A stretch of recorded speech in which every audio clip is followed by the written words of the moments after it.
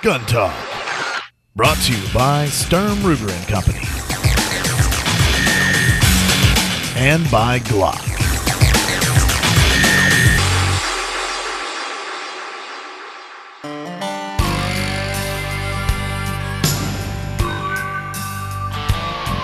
Spanning 2,000 acres in northern Arizona, Gunsite is the perfect location for gun makers introducing new products to the firearms media. When Colt's Manufacturing decided to show its new 1911 pistol with a light rail and emphasize its re-entry into the commercial firearms arena, it chose the logical place. The Gunsite instructors are phenomenal. They know the product so well. Very, very disciplined. You learn all the safety techniques and just everything that you need to know, both on the rifle side and the handgun side. Quite frankly, the instructors that they have here, they're spit and polish, and that goes along with, I believe, Jeff Cooper's foundation of being a Marine, and he set the standard, 30 years ago, and that standard has held true up to this day. If you ever want to get top-notch instruction in the use of firearms for self-defense, this is the place to come. You come to Gunsite, which quite frankly is the mecca of the shooting world. And I've been telling people for years, if you've never been to Gunsite and you're a shooter and you're a dedicated shooter, you need to go at least one time. There just aren't that many places that can offer the history, expertise, and sheer size that Gunsite presents.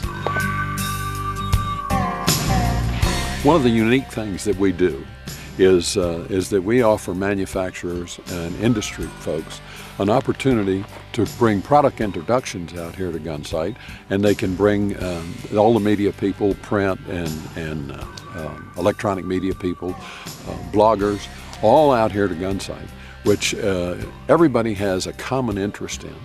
And they come out here, and we've got over 2,000 acres. We've got up to 20 different ranges. We have all kinds of opportunities for whatever the product is.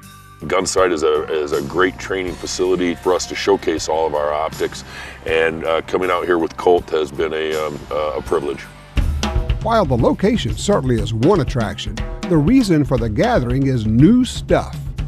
A new pistol and rifle from Colt, as well as other goodies.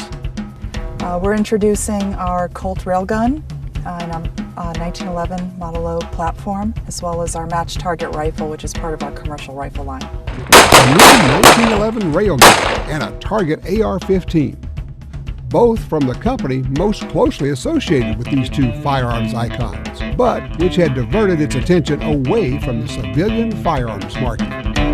In the 80s, the focus for Colt was in the defense side with the M4, M16 platform, and a lot of the resources went to that end.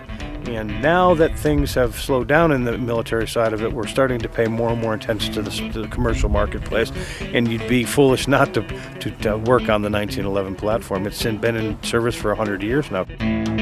First up, it's presentations of the new guns, and the riders get their hands on accessories from Crimson Trace, XS sights, Galco holsters, Surefire flashlights, and more. Then the discussions get serious, and Colt gets feedback from the folks who have been writing about guns all their lives. Let me piggyback on that, the point being, take the last 2 points about try to tell your story, get people to know who Colt is again, and also magazines. If you ship with flat base magazines, people are going to go, do these guys really know what they're doing?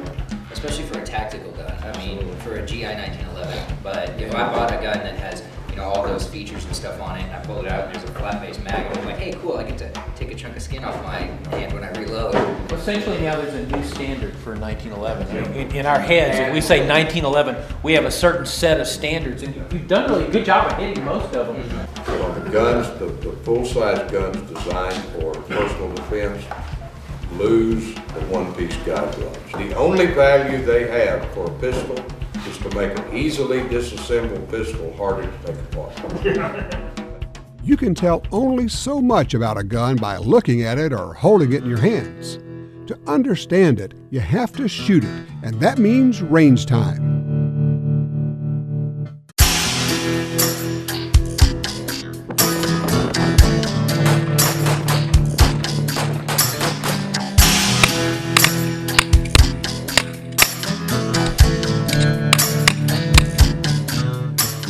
Gunsite, instructors are always up for impromptu lessons, or at least somewhat loosely organized instruction. Now, we're going to still maintain contact with the trigger. We're not going to ease to reset, but on the other hand, we're not going to let our finger fly back and forth off the trigger. There are a couple of superhumans in the world that can do this with their finger flying back and forth. Most of them are named Rob Latham. All right? Nobody else can do that. Most of the rest of us find out that we're much quicker maintaining contact with the trigger.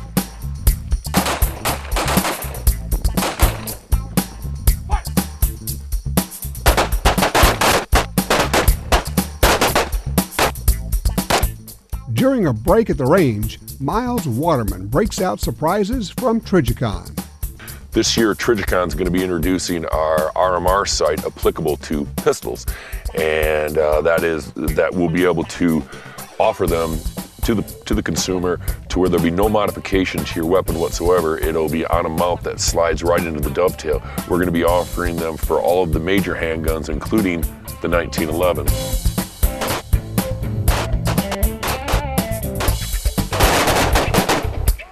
Coming up, it's instruction with lights, and we get to shoot the new AR on a couple of seriously fun courses.